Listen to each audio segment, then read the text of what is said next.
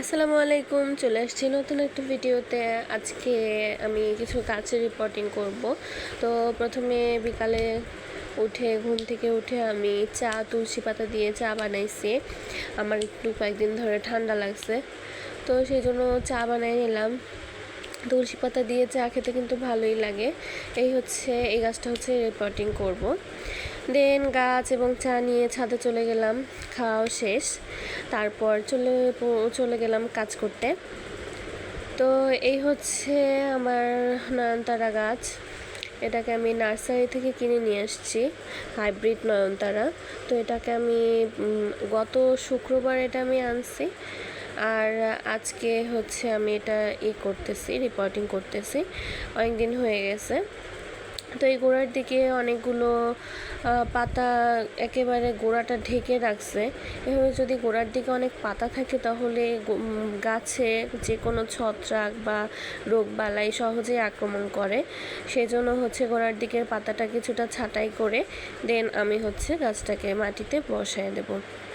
তারপর মাটি দিয়ে ঢেকে দিব, উপর থেকে সাইডগুলো সুন্দরভাবে ঢেকে দিতে হবে। তারপর আমি হচ্ছে এই তো মাটি দিয়ে সাইডগুলোকে এরকম বসায় দিচ্ছি।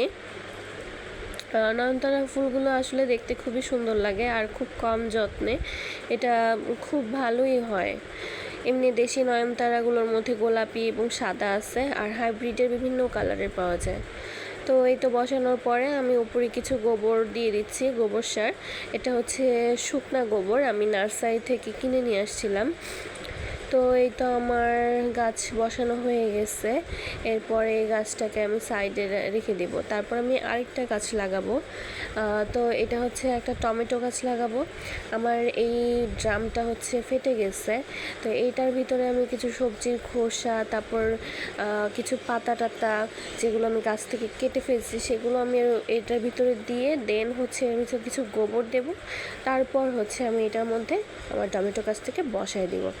তো এই হচ্ছে আমার টমেটো গাছ। আর এই গাছটা হচ্ছে আমি নার্সারি থেকে কিনে আনি নাই, এটা হচ্ছে আমি চারা করছি, টমেটোর বিচি ফেলে সেটা দিয়ে চারা করছি, করে এই গাছটাকে আমি বড় করছি।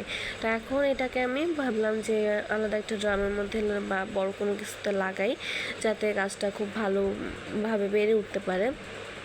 অল্প একটু ছোটো জায়গায় বস্তার ওটার মধ্যে তো ওটা বড় হবে না এবং কোনো পুষ্টিও পাবে না পর্যাপ্ত পরিমাণে। তো এই তো আমি হচ্ছে এটাকে বসায় দেন এর ভিতর কিছু মাটি দিছি, তারপর আবার হচ্ছে কিছু গোবর দিয়ে দিচ্ছি।